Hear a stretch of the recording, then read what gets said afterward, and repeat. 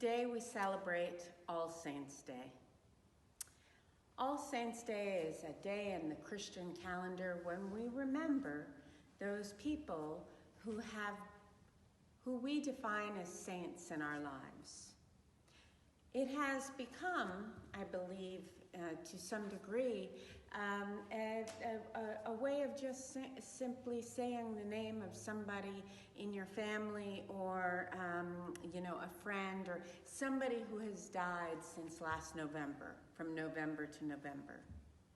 And we have really pretty much turned it into that in many, many churches, and there's really nothing wrong with that. But to tell you the truth, if someone has died in the past year, nobody needs a day to remember that person. When we lose someone, when we grieve for someone, we don't not acknowledge that loss except for one day in the year. We remember it every day. And we grieve to some degree every day. Because, love wins. Love never leaves. So when we lose someone, we don't need a day to remind us of our love. It's with us always. So then I ask myself, well, truly, what is All Saints' Day about? And I really do not think it is about naming the people who have died, who have passed in the last 12 months. Because really, is everybody a saint? Does everybody walk on water? I've had to do funerals, terrible funerals, very sad funerals, where the man or the woman that I was giving a eulogy for was really a horrible person. Maybe they were wonderful in the community, but they were horrible to their children. They were abusers of their children. All sorts of reasons why they were definitely not saints. So I really don't think that just because you die, you're a saint. So what is this Christian Day about? This is what I think it's about. It's about Sandra Segala. Sandra Segala came into my life when I was in sixth grade. She was the partner of my Uncle Bobby, my mother's brother. And she was a teacher, and she taught under a woman named Mary McCracken. For you teachers, you might know her name. She's a very famous woman. She wrote a book called Lovey in the 1970s. And Sandy studied under Mary McCracken. And this was in a time in the 70s when the Supreme Court had just recently passed a law where if there were children in a classroom who were not learning in the same way that most of the other students were learning, then they would be taken out of that classroom and they would be put in another classroom, and that other classroom was called special education. And so although I was not taken out of the classroom all the time, I had a learning disability. I have a learning disability.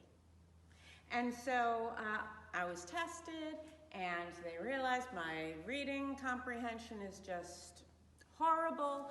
And so the school was small. They didn't really know what to do with this brand new Supreme Court rule, so they just did the best that they could, and they put a desk in the middle of a broom closet. And I and an adult were brought into this broom closet, probably about 40 minutes a day, where we sat and we worked through a workbook of reading comprehension. It was horrific. It was humiliating. But when this woman, Sandy Segala, the partner of my uncle, realized that this is what was happening, she said to my parents, "I will tutor Susan." Sandy Segala, once again, is a saint. She taught me that just because I read differently doesn't mean the way I read is wrong. She taught me that the way that I see the world, although it might differ from most people in my class, it is not wrong. She taught me that I see the world through artists' eyes. And she said that was beautiful, not wrong. She helped me with my reading comprehension with silly little tricks that I practice to this day.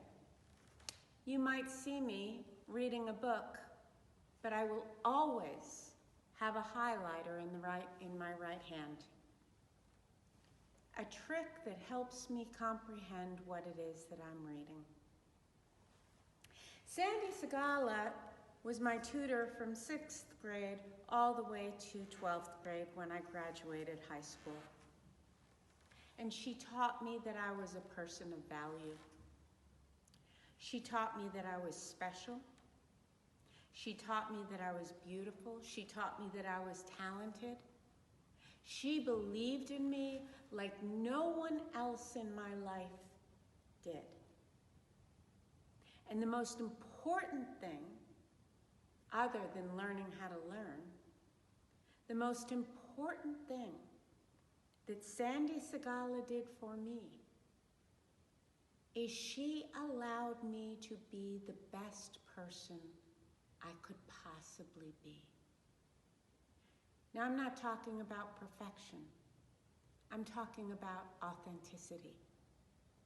She taught me that whoever you are, Susan, however you see the world, however you live in the world, however you look, however you feel, you are perfect.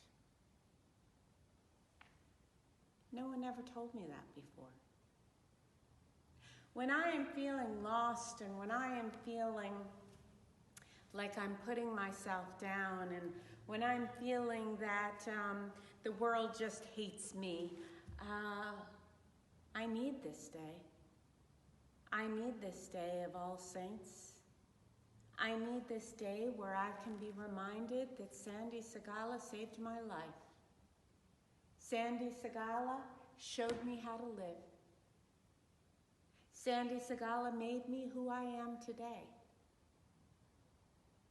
There are no words that I have where I can thank Sandy Segala. I can say with all of my heart, I want to live my life the way Sandy lived hers. I want to live my life pointing out to the beauty in each and every one of you. Showing you your light when you cannot see it for yourself. Helping you feel the love that is surrounding you, even in a hard, harsh world. I want to be her. She taught me how to live as Christ lived. If I can model her, if I can model Jesus, then maybe, just maybe, when someone is doing my eulogy, hopefully many, many, many decades from now, when someone is doing my eulogy, I pray with all of my might that somebody will say, Susan, help me claim me. Susan helped me name who I was and said I was loved. Susan taught me to love myself.